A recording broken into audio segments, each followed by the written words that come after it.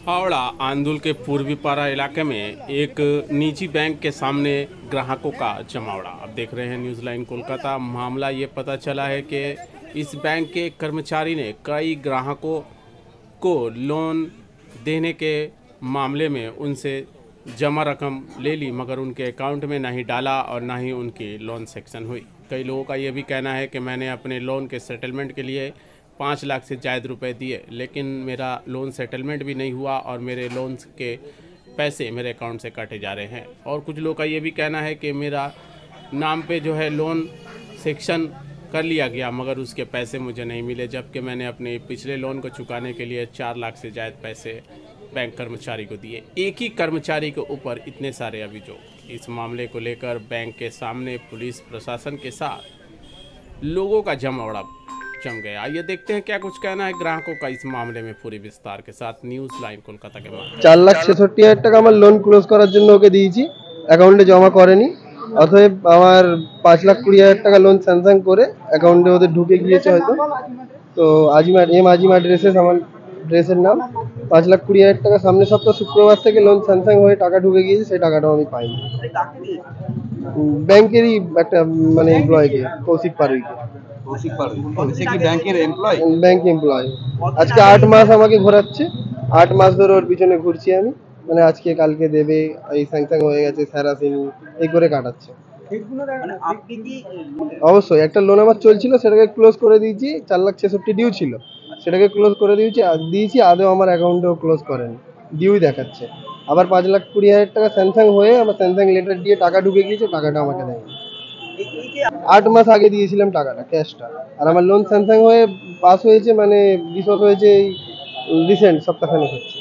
আপনার কিসের বিশ্লেষণের জন্য নিয়েছিলেন? রেডিমেড গার্মেন্টসে। আচ্ছা, কখন জানতে পারলেন যে এই ঘটনাটা ঘটেছে? জানতে পারলাম শুক্রবারে, যখন স্যার আমাকে ডাকলো, প্রণব স্যার। মানে কোন স্যার কি যে ম্যানেজার? হ্যাঁ, যে ডাকলো উনি উনি এসএম আছে, আচ্ছা, এরিয়া ম্যানেজার। উনি ডাকলেন যে স্যামসাং লেটারটা কে দিয়েছে। আমি তখন বললাম যে আপনারাই দিয়েছেন ব্যাংক থেকে। তো স্যামসাং লেটারটা আমি নিয়ে এলাম, তখন দেখা যাচ্ছে যে ফেক। তারপরে এই আজকে এখন তাহলে কি ম্যানেজার মানে যিনি এই কাজটা করেছেন এজেন্ট? হ্যাঁ, এ শুধু আমার একার নয়, 20 থেকে 25 জনের করেছে এরকম। 20 থেকে 25 জন? হ্যাঁ, 20 থেকে 25 জন। এখন আমরা 4 জন আছি, বাকি সবাইকে বুঝিয়ে বাড়ি পাঠিয়ে দেওয়া হয়েছে। তারা সকাল থেকে সন্ধ্যা পর্যন্ত দাঁড়িয়েছে। এরপর তাহলে আপনি কি করবেন তাহলে ভাবছেন? আমাদের টাকাটা ফেরত চাই, আমরা অন্য কিছু চাই না। আপনার কি মনে হয় এর সঙ্গে ব্যাংক জড়িত? হ্যাঁ, অবশ্যই ব্যাংক জড়িত। ব্যাংক জড়িত? অবশ্যই। কোন ব্যাংক? ওরা আন্দুল পূর্বপাড়া বন্ধন ব্যাংক। ওরা যত কটা স্যার এসছে সবাই মিলে সারাদিন কথা বলে আমাদের খালি জানাচ্ছে, অথচ ওরা নিজেরা কিছু রাইট আপ নিচ্ছে না, হাতে নিচ্ছে না কিছু। আপনি কোনো অভিযোগ দায়ের করছেন? না, অভিযোগ দায়ের করিনি এখন পর্যন্ত, করবো এই মুহূর্তে। লেখা হচ্ছে। ঘটনাস্থলে পুলিশ আছে, কি বলবেন? ব্যাংকের নামে অভিযোগ করব। এই যে আপনি লোন পরিশোধ করার জন্য আপনি টাকা প্রদান মানে দিয়েছিলেন ওই এজেন্টকে, উনি কি বলছেন এখন? উনি কিছু বলছেন না। উনি আমাকে সকালে আজকে বলেছেন যে তুই যা ক্যাশ দিয়েছিস তোকে 4.5 লাখ টাকাটা আমি ফেরত দেবো। দুটো ইএমআই তোর ডিউ আছে আমার হাতে এখন পর্যন্ত। 4 লাখ টাকা তুই তোর রাখবি, যেটা ক্যাশ আমাকে দিয়েছিলি। ইন্টারেস্টের টাকা নিয়ে আমি দিয়েছিলাম, দুটো গাড়ি বিক্রি করে দিয়েছিলাম। তো আমাকে বলেছে এটা রাখবি, আর যেটা দুটো ইএমআই 50,000 টাকা আছে, সামথিং 36,000 টাকা আছে, ওটা 50,000 টাকা অ্যাকাউন্টে রাখবি, 4 লাখ টাকা তুই রাখবি। সকালে আজকে আমার সঙ্গে কথা আপনার হয়েছে। মতন এরকম কাস্টমার বলছে 25 থেকে 30 জন আছে। এই সংখ্যাটা যখন দাঁড়ায় তাহলে কত টাকা দাঁড়াচ্ছে, তাহলে কি মনে করছেন? 40-50 লাখ টাকা। বেশি হবে নাকি? না, বেশি হবে না, 40 থেকে 50 লাখ টাকা। এখন আপাতত যে কজন জানা গিয়েছে 40 থেকে 50 লাখ টাকা। এখন কি ওনাকে কি আপনারা কি নিজেরা ধরেছেন নাকি না? হ্যাঁ হ্যাঁ, নিজেরাই ধরেছি এবং স্যারেরাও তার সঙ্গে ছিল, সবাই মিলেই।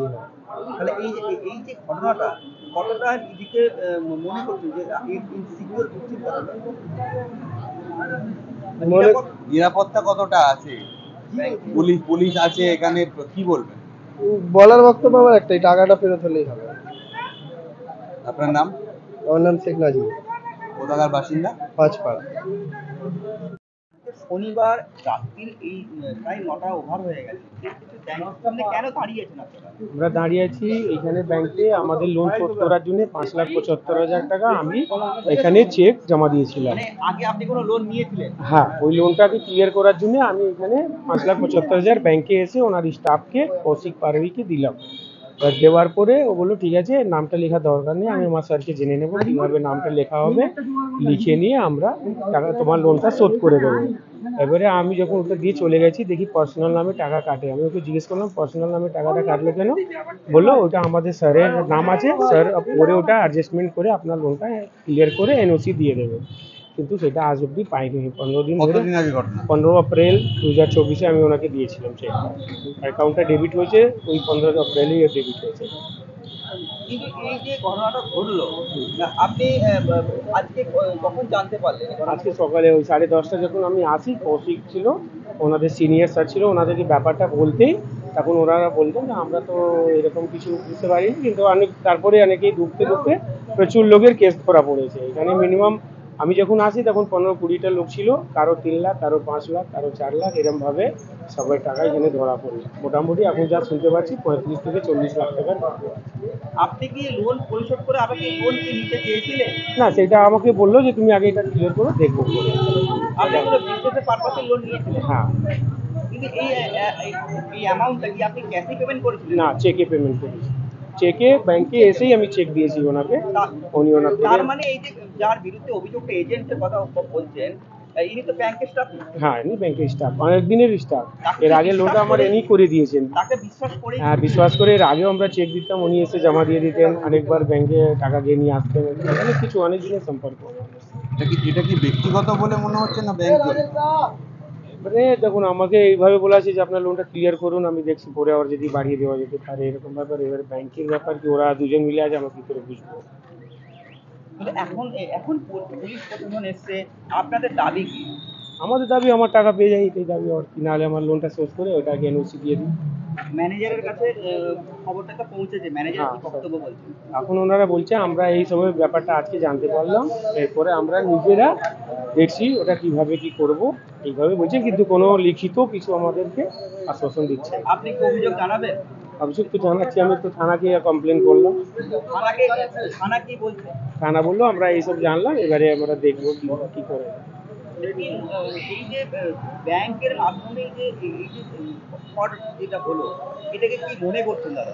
আর কি বলবো, আমরা বিশ্বাস করে দিয়েছি ব্যাংকে। এবারে ব্যাংকের দায়িত্ব যে ওর এমপ্লয়িকে ভালো এমপ্লয়ি রাখুক, যাতে ব্যাংকে এরকম আরও না ঘটনা ঘটে, এটাই চাইবো। আমরা তো ব্যাংকে চিনি, আমরা তো পার্সোনাল কাউকে চিনি না।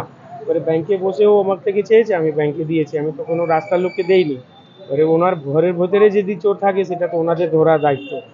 আপনাদের মতো এরকম সমস্যায় পড়েছেন কতজন হবে মোটামুটি? আমি যা দেখলাম সকাল থেকে প্রায় 20 জনকে আমি নিজেই দেখলাম।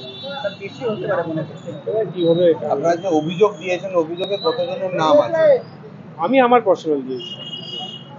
আপনার নাম দাদা? রাহুল কুমার মিশ্র, আপনার বাড়ি? আন্দুল অ্যাসিস্ট্যান্ট। ব্যবসার জন্য লোন নিয়েছিলেন?